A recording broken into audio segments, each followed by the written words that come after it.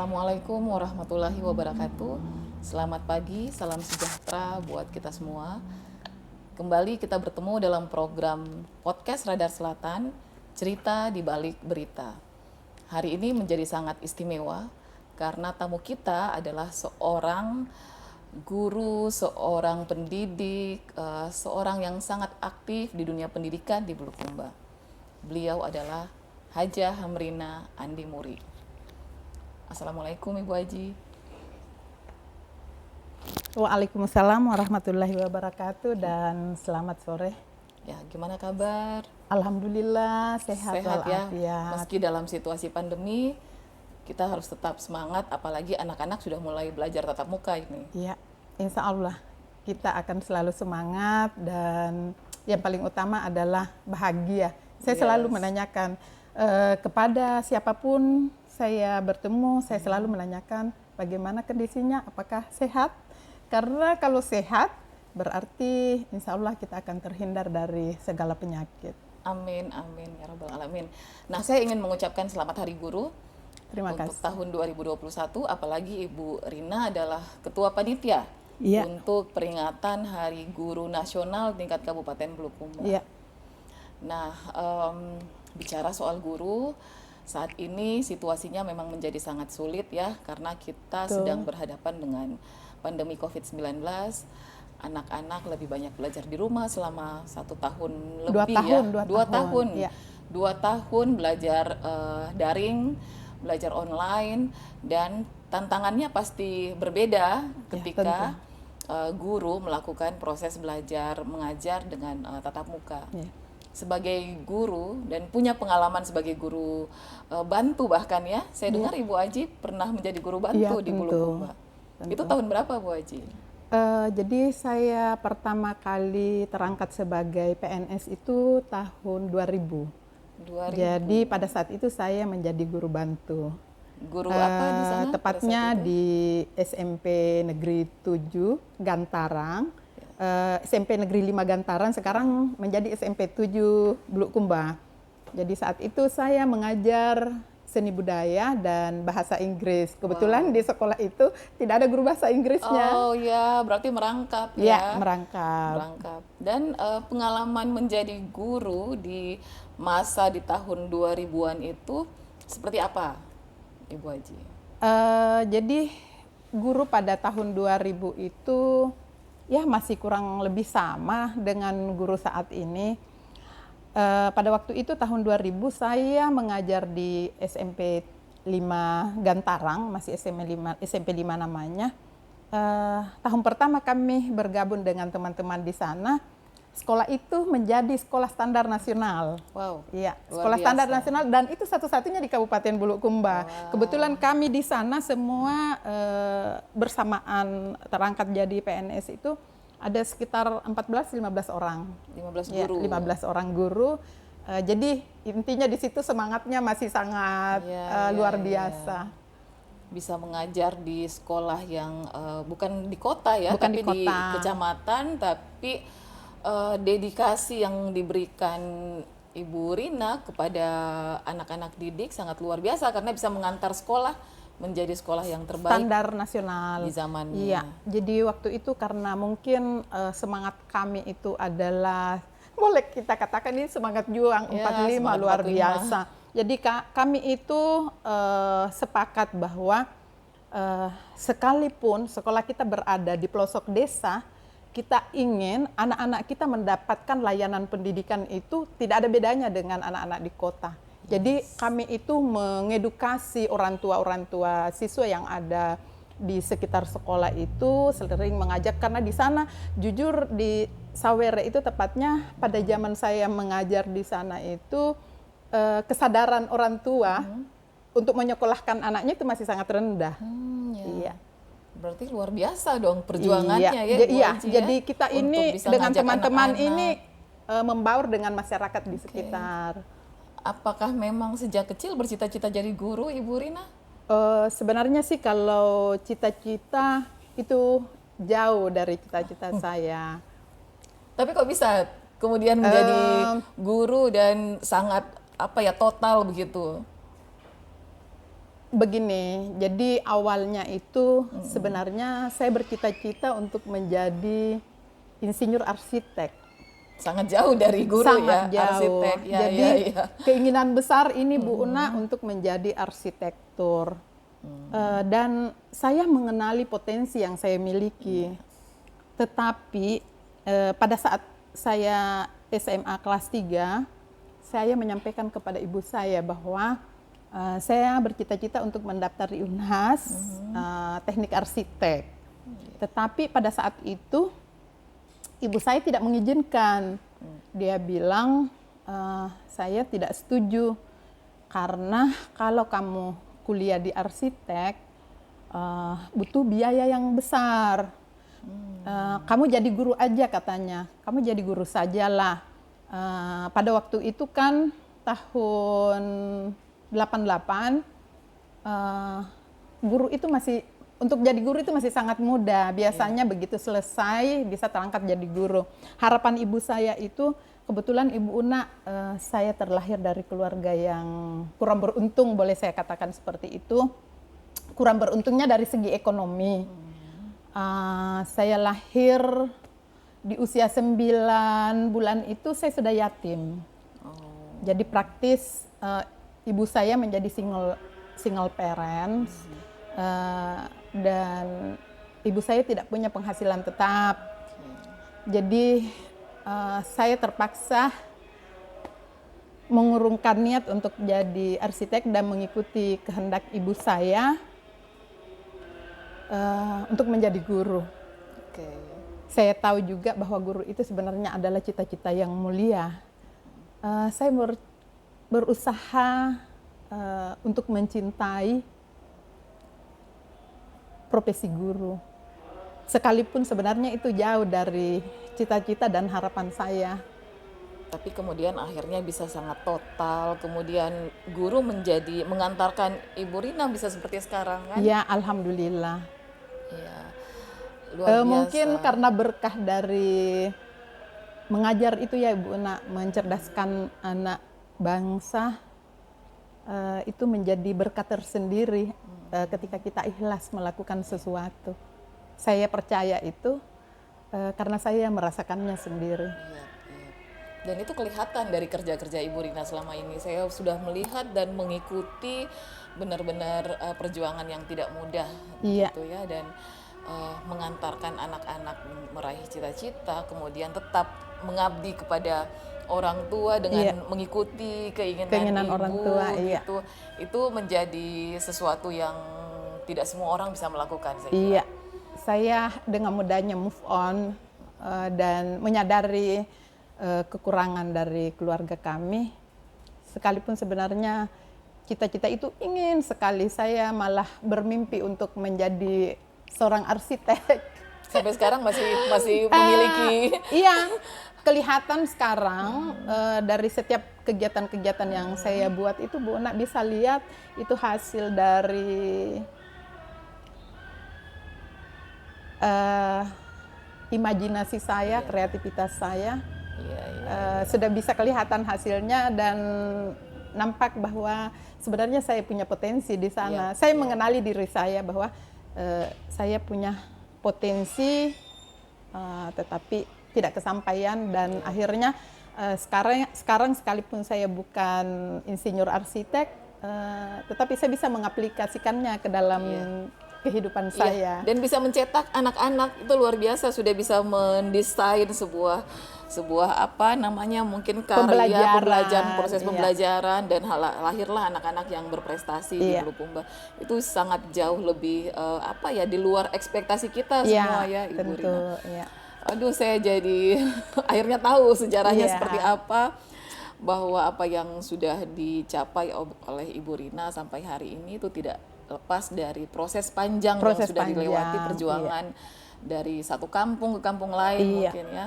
Nah, kembali ke penyelenggaraan Hari Guru Nasional tingkat Kabupaten Bulukumba.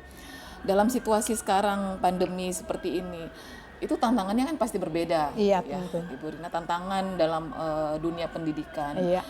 Bisa diceritakan sedikit, Mbak, seperti apa sebenarnya yang dihadapi guru-guru saat ini, proses ketika situasi daring, kemudian kita mulai dengan proses tatap muka, seperti apa nih proses perubahan-perubahan yang terjadi dalam dunia pendidikan kita? Iya, jadi guru di dalam masa pandemi ini cukup memegang peran yang sangat penting sebagai ujung tombak di dalam dunia pendidikan. Kita sadar bahwa pandemi COVID-19 ini efeknya ya terhadap profesi seorang guru ini secara global ya. Di situasi pandemi COVID-19 ini, guru betul-betul bekerja keras, Bu Una. Sekalipun saat ini saya bukan guru, tetapi saya adalah pengawas pembina. Jadi saya sangat dekat dengan guru, dan saya tahu aktivitas yang dilakukan oleh guru pada masa pandemi ini. Sebagian orang menganggap bahwa guru pada masa pandemi ini enak, karena tinggal di rumah, tidak kemana-mana, tetapi tetap mendapatkan gaji, orang tuanya repot. Tetapi sebenarnya ini hikmah, Bu Una, saya katakan. Saya sering mengatakan kepada sahabat-sahabat guru bahwa pandemi ini sebenarnya ada hikmahnya buat kita guru-guru. Karena menyadarkan orang tua siswa bahwa sebenarnya begitu besar perannya seorang guru terhadap dunia pendidikan. Bagaimana peran guru mencerdaskan anak bangsa. Di masa pandemi ini tentu ketika pemerintah pusat mengeluarkan kebijakan untuk belajar dari rumah, praktis tidak ada lagi kegiatan di sekolah. Dan ini hal baru yang belum pernah dialami oleh rekan-rekan guru seumur hidupnya. Termasuk orang tua punya pengalaman baru, kan? Pengalaman baru, guru pengalaman baru, dan ini tentu karena ini pengalaman baru, tentu kita di awal kaget dan kita tidak punya persiapan apa-apa karena kita tidak merencanakan ini terjadi. Ini tiba-tiba saja terjadi, sehingga disinilah dituntut seorang guru untuk bisa kreatif. Bagaimana dia mendesain pembelajaran agar supaya layanan pendidikan itu tetap berjalan. Jadi guru-guru itu bekerja keras memastikan bahwa kegiatan pendidikan ini tetap berjalan. Iya, tetap berjalan. Jadi bisa dibayangkan, Bu Una, yang tadinya guru ini sudah terbiasa dengan pembelajaran tatap muka, face to face dengan peserta didiknya, yang akhirnya dia bisa beradaptasi dengan pembelajaran daring. Iya, pembelajaran daring yang ini harus menguasai teknologi. Ini juga sebenarnya hambatannya besar juga, Bu Una. Jujur termasuk di guru binaan saya itu kita akui bersama bahwa kapasitas dari guru kita itu tidak sama semuanya, ya. Di atas rata-rata. Kita masih punya yang di bawah standar. Nah, inilah dibutuhkan motivasi dari pengawas pembina. Kebetulan saya adalah pengawas pembina dari 4 sekolah dan kebetulan sekolah-sekolah besar semua. Saya mensupport, memotivasi, menyemangati teman-teman guru bahwa ayo kita belajar. Ada guru yang sama sekali belum pernah pegang laptop. Ada. Dan malah dia bilang ke saya ini sudah mau pensiun tahun depan. Saya bilang itu masih lama, kalau tahun depan masih ada waktu untuk belajar. Ternyata, Bu Una, setelah saya paksakan, ini sedikit memaksa paksakan mereka untuk belajar teknologi, beradaptasi dengan teknologi. Alhamdulillah, jadi mereka ketagihan. Dia bilang ternyata belajar daring juga enak ya. Dia bilang cuma tentu ada juga segi negatifnya, ada kekurangan dari pembelajaran daring ini karena tentu kita tidak bisa maksimal. Ya. Tidak melihat langsung anak Tidak didik, melihat kemudian, langsung, ya. bisa Kemudian merasakan sikap gitu ya, juga, sikap, penilaian sikap benar-benar. terhadap anak juga tidak bisa kita lakukan. Namun di sini juga kan kita tidak dituntut guru itu harus maksimal melakukan itu kurikulum yang ada 100%. Ya, tadi Ibu Rina sudah menjelaskan banyak hal tentang tantangan seorang guru di masa pandemi. Nah, sebenarnya yang diinginkan atau menjadi guru yang paripurna di mata anak didik itu seperti apa? Guru paripurna. Kalau guru paripurna itu adalah impian semua guru. Ya, impian kami semua juga, Bu. Iya, saya juga sangat mengimpikan Iya. menjadi guru paripurna. Tetapi yang menilai kita kan orang luar, bukan kita yang menilai diri kita. Sosok seorang guru paripurna itu, Ibu Nak, boleh saya katakan adalah sosok guru yang dirindukan oleh siswanya. Apakah itu masih ada sosok itu di masa Guru yang kini? dirindukan, yang kehadirannya sangat dinantikan. Ketika datang di sekolah dia menjadi penyejuk, ketika berada di dalam kelas dia mampu membuat suasana kelas itu menjadi nyaman. Dia bisa membuat anak-anak itu bisa happy, anak-anak itu bisa berinteraksi dengan baik dengan gurunya. Sosok itu, dan yang paling utama dia harus memiliki 4 kompetensi. Apa saja ya, itu? Dia yang pertama kompetensi pedagogik, kompetensi profesional. Jadi dia harus profesional di bidangnya, kemudian kompetensi sosial dan juga kepribadian. Kepribadian di sini tentu ya kepribadian yang baik. Nah, ini 4 kompetensi ini harus dimiliki oleh seorang guru jika ingin dikatakan sebagai guru yang paripurna. Tentu kita semua sebagai guru sangat mengharapkan sosok itu ada dalam setiap guru di Bulukumba terutama, betul, ya Bu Aji. Betul. Ya, karena kan kita tahu banyak sekali, bukan banyak juga ya, tapi ada beberapa kejadian, ada beberapa kasus di mana guru mungkin harus berhadapan-hadapan dengan muridnya sendiri, dan itu menjadi kekhawatiran kita juga kalau semua harus berakhir di proses hukum. Padahal kan kita tahu sekolah ramah anak itu juga tuntutan di masa sekarang ini. Nah, bagaimana dengan paradigma baru Merdeka Belajar yang sudah dicanangkan oleh Menteri Pendidikan Pak Nadiem Makarim? Itu situasinya seperti apa? Apakah sangat relevan kita aplikasikan sekarang di Bulukumba terutama? Merdeka Belajar itu istilah baru yang dicetus oleh Menteri Pendidikan dan Kebudayaan Nadiem Makarim di Indonesia Maju ya, Kabinet Indonesia Maju. Istilah Merdeka Belajar itu sebenarnya Merdeka Belajar itulah yang sangat kita harapkan kita bisa aplikasikan di sekolah, di dunia pendidikan. Karena Merdeka Belajar ini berarti kita memberi kebebasan kepada anak kita untuk berinovasi, berkreasi dalam pembelajaran.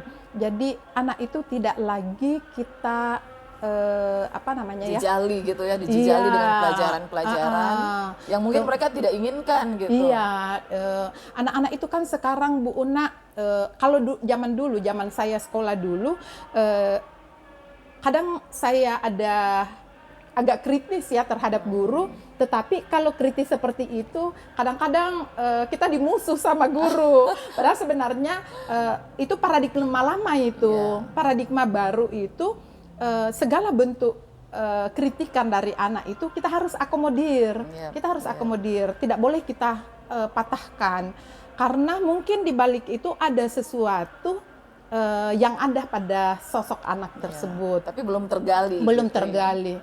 Jadi terkait Merdeka Belajar, Bu Una, kalau dulu mungkin Bu Una juga merasakan pada zaman kita sekolah, proses belajar mengajar di kelas itu masih satu arah, senternya Dan kita ibu murid guru. takut untuk membantah guru.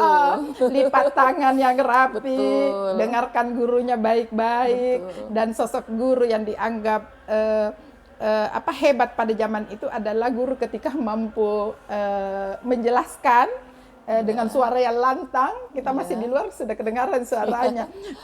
Itu paradigma lama. Jadi paradigma baru itu tidak lagi terpusat kepada guru, tetapi sekarang itu terpusat kepada anak didik. Jadi kita hadir sebagai guru ini tinggal memfasilitasi, membimbing, membina anak, mengarahkan anak.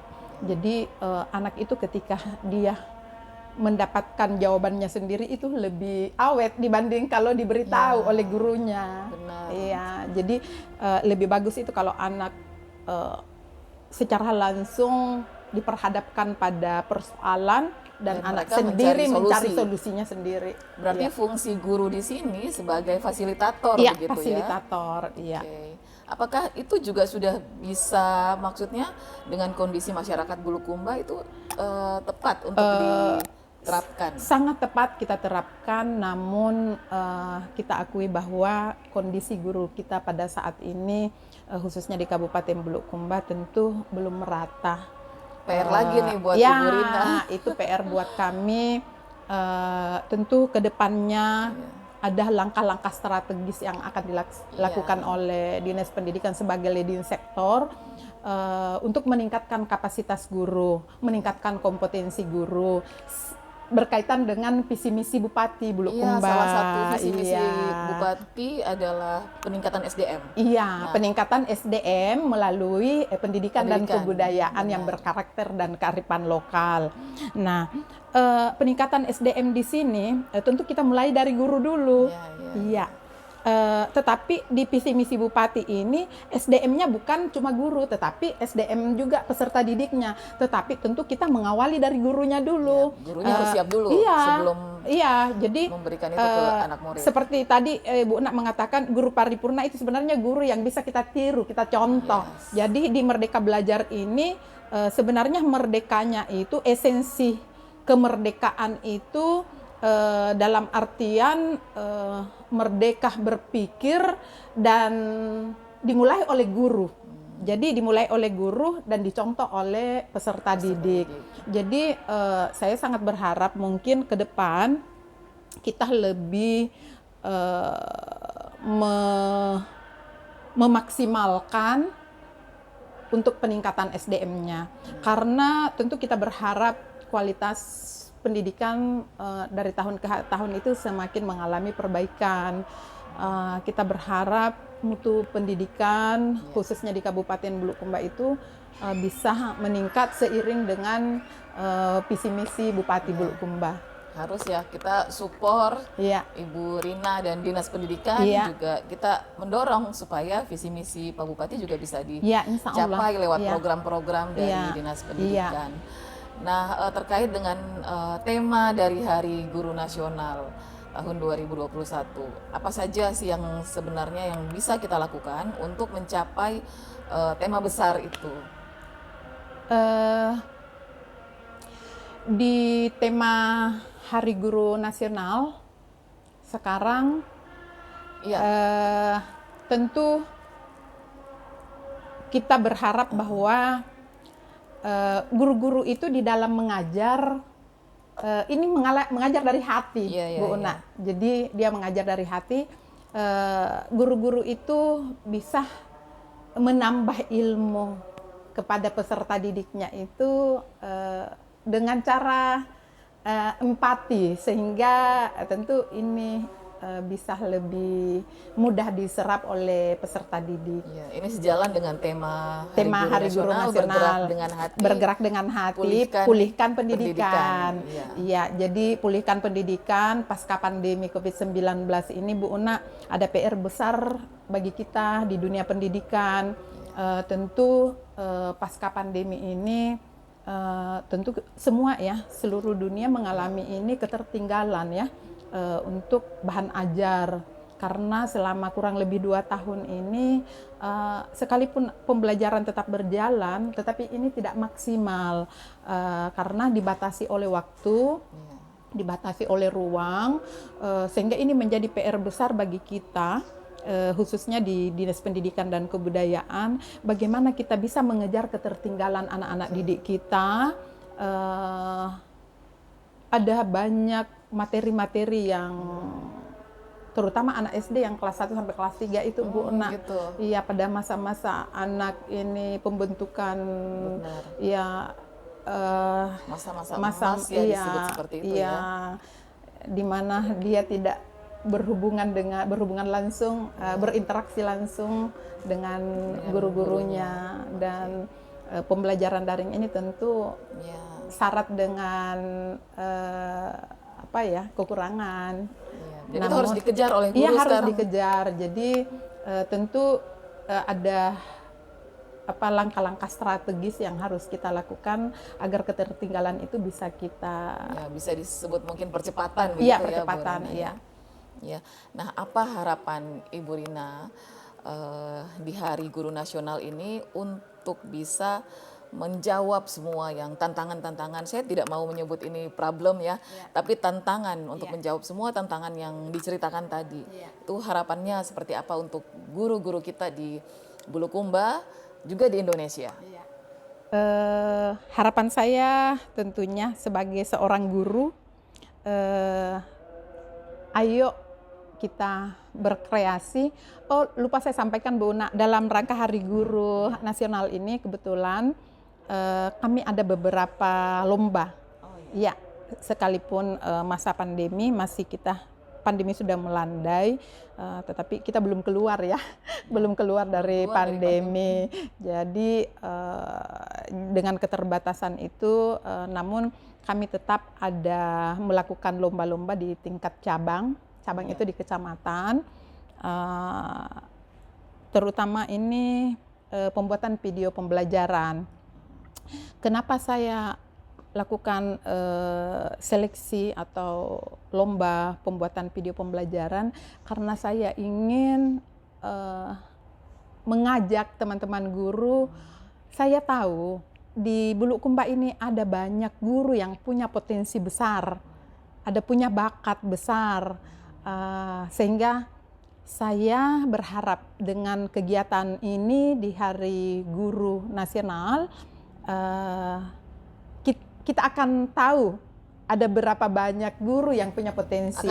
Akan muncul bakat-bakat yang selama ini mungkin terpendam, boleh saya katakan seperti itu. Jadi sebagai apresiasi dari kami, nanti video pembelajarannya itu Bu Una akan kami gunakan mungkin di tingkat kabupaten. Iya, jadi sebagai bentuk apresiasi ya. Iya, jadi HGN ini Bu Una kita laksanakan bersamaan dengan peringatan PGRI, Persatuan Guru Republik Indonesia. Sebagaimana kita ketahui bahwa PGRI ini lahirnya bersamaan dengan HGN. Iya, sesuai dengan Kepres nomor 78 tahun 94 itu pada tanggal 25 November tahun 1945 itu, disitulah lahir Hari Guru, Persatuan Guru Republik Indonesia, dan juga diperingati sebagai Hari Guru Nasional. Jadi mungkin minggu kedua Desember ini kami akan memperingati itu dengan melakukan upacara, dan sekaligus kami akan mengundang teman-teman guru yang ikut seleksi atau ikut lomba. Jadi lombanya pembuatan video pembelajaran, pembacaan ikrar guru, kemudian lomba paduan suara. Selama masa pandemi kita mengenal proses pembelajaran jarak jauh. Itu tantangannya bagi guru-guru di Bulukumba seperti apa, Ibu Rina?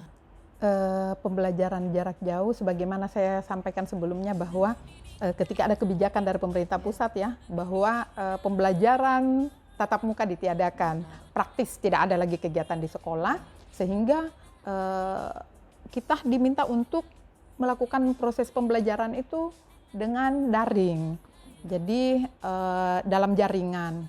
Tetapi sebagaimana kita tahu di Bulukumba ini akses internet ini belum merata baik, Bu Una. Belum merata dan tidak semua orang bisa punya HP gitu, Jadi tidak ada punya beberapa HP. problem ini dalam pelaksanaan PJJ. Sehingga tentu saya katakan kita tidak bisa maksimal di dalam PJJ ini. Mengapa?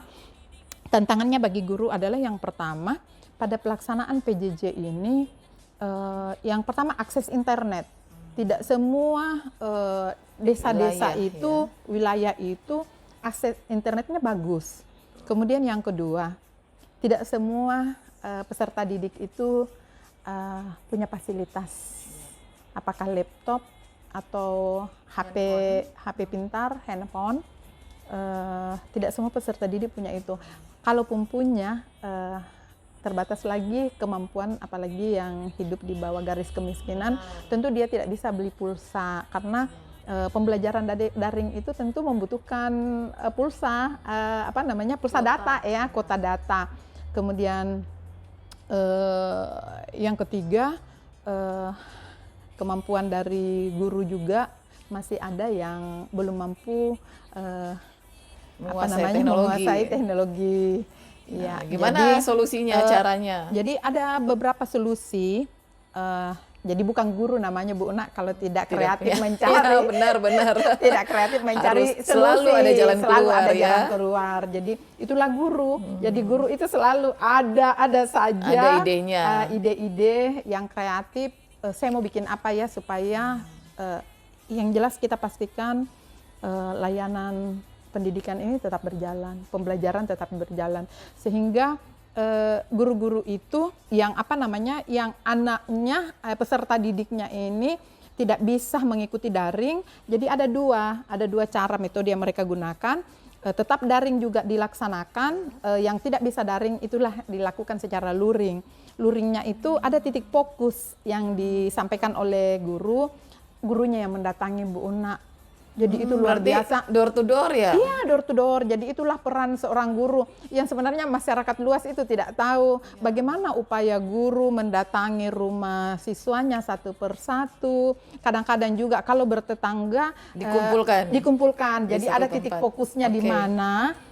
Lalu guru datang ke sana, tetapi dengan protokol kesehatan ketat. Karena kan alhamdulillah sekarang COVID sudah melandai, tapi dulu kan pada zaman lagi parah-parahnya ini awal tahun 2021 betul ini. Dengan prokes ketat, mereka dengan berupaya mendatangi dari rumah ke rumah, dan saya sebagai pengawas pembina Bu Una, saya ada inovasi yang saya lakukan selama PJJ.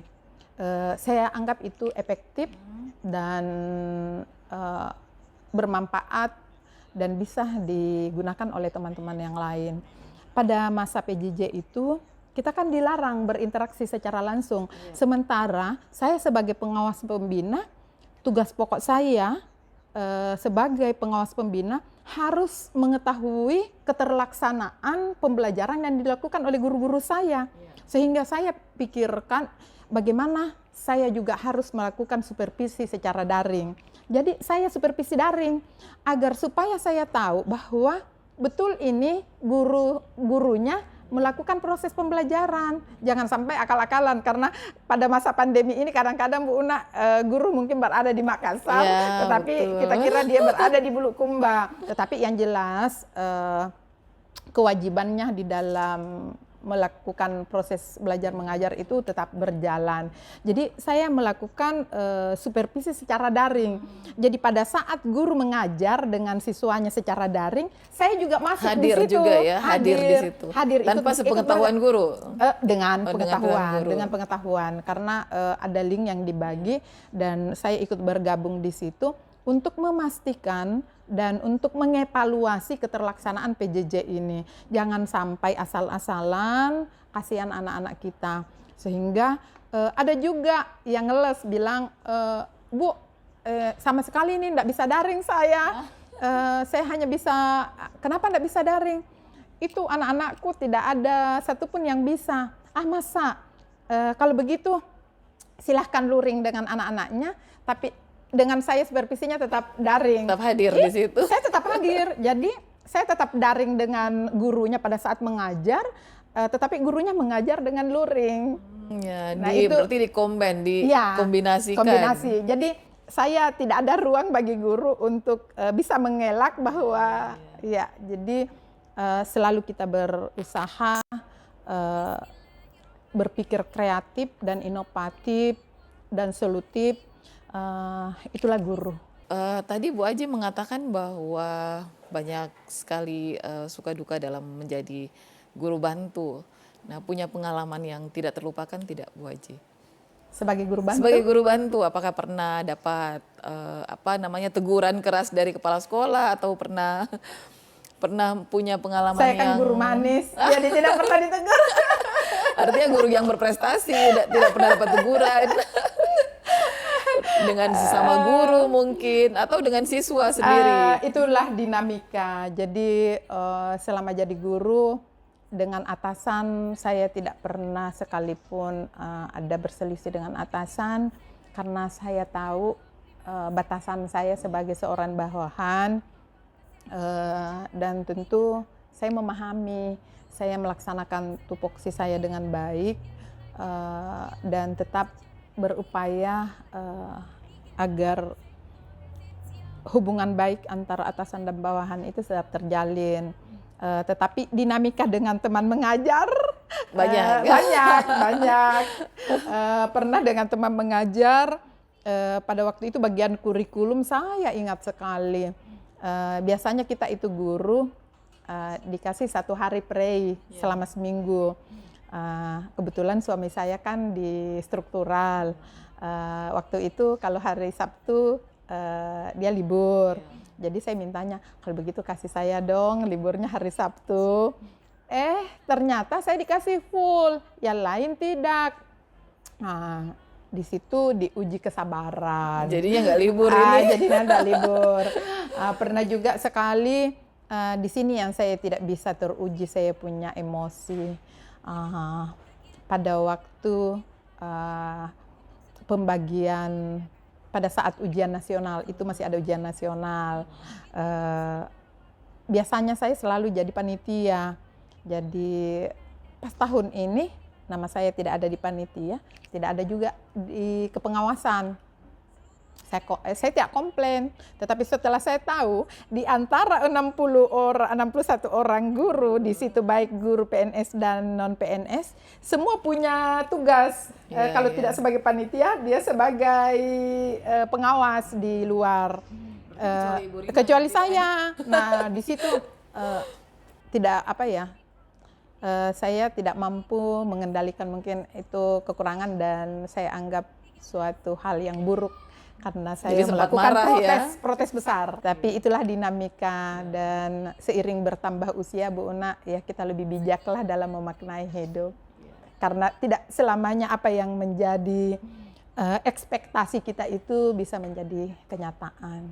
Terkait sosok Bupati Bulukumba, Bapak Haji Andi Muhtar Ali Yusuf, saya mengenalnya sebagai sosok yang boleh kita katakan inspiratif.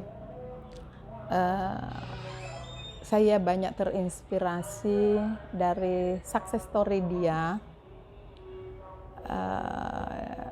dalam kehidupan selama ini yang banyak diceritakan orang, capaian-capaian yang sudah didapatkan dan terkait visi misi beliau di bidang pendidikan.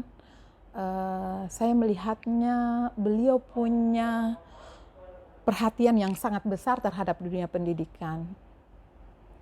Beliau punya jargon gerbong emas, yang mana beliau itu sangat mengharapkan kualitas pendidikan di Kabupaten Bulukumba ini khususnya ini bisa jauh lebih baik. Kenapa katanya kita tidak ada anak-anak kita yang bisa sekolah ke luar negeri, misalnya menimba ilmu, dan ini harus dipersiapkan dari awal. Dia ingin kita memberikan perhatian penuh terhadap generasi muda sebagai generasi pelanjut sebagai generasi pelanjut, dan dia sangat mengharapkan di dunia pendidikan ini kita punya program-program yang strategis untuk bisa meningkatkan SDM. meningkatkan SDM, meningkatkan mutu atau kualitas anak didik kita. Nah, termasuk mungkin memberikan program beasiswa begitu kepada guru-guru dan anak didik. Jadi dulu itu waktu ketika beliau baru dilantik itu, beliau menanyakan, ada enggak beasiswa untuk anak-anak kita? Anak-anak muda. Iya, anak-anak dia. Saya bilang ada, tapi karena keterbatasan anggaran, maka saat ini hanya kita fokus kepada mahasiswa S1 saja. S2 bagaimana? Anak sekolah SD SMP bagaimana? Saya bilang sangat besar kita punya keinginan untuk melakukan itu, tetapi kita dibatasi oleh anggaran, sehingga beliau itu sangat mengharapkan ke depan kita bisa memberikan beasiswa mulai dari tingkat SD, SMA, sampai perguruan tinggi, malah dia menginginkan S2. Iya. Menginginkan S2. Jadi beliau itu minta supaya tetapi cara pemberiannya itu beliau itu punya perhatian besar terhadap anak-anak yang kurang mampu, Bunda.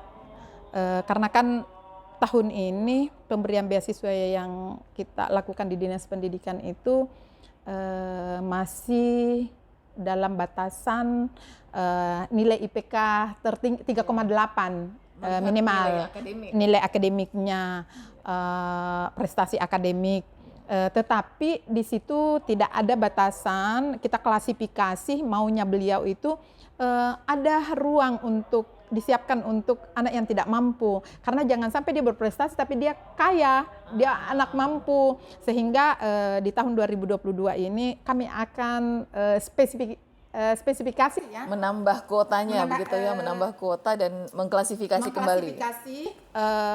Mengklasifikasi untuk anak-anak yang berprestasi dan mampu, berprestasi tidak mampu. Ya, artinya semua bisa mendapatkan kesempatan yang sama. Dan ada tambahan juga dari Bapak Wakil Bupati Bulukumba. Dia bilang jangan hanya mahasiswa yang, kasihan mahasiswa yang ada di Bulukumba, jadi klasifikasi lagi, jadi dikelompokkan lagi, khusus mahasiswa mungkin kuotanya sekian untuk yang mahasiswa yang ada di Kabupaten Bulukumba, dan untuk yang berada di luar Kabupaten Bulukumba. Artinya semua punya kesempatan untuk mengakses beasiswa ini. Luar biasa. Mudah-mudahan ini berjalan dengan lancar. Kita doakan harapannya bersama. ke depan juga anggaran bisa semakin bertambah, sehingga kita juga bisa memberikan bantuan kepada lebih banyak lagi. Baik. Radar Selatan is the best. Ayo ibu bapak guru, anak-anakku sekalian peserta didik, ayo ikuti channel YouTube ini. Jangan lupa subscribe, like, and share. Terima kasih. Saya kira luar biasa bincang-bincang kita hari ini bersama Ibu Hamrina Andimuri, Ketua Panitia Hari Guru Nasional di Kabupaten Bulukumba. Baik, pendidikan adalah awal dari perubahan, dan tugas guru bukan hanya menjejalkan pelajaran. Tugas guru menghidupkan pengetahuan. Saya Sunarti Sain, sampai bertemu di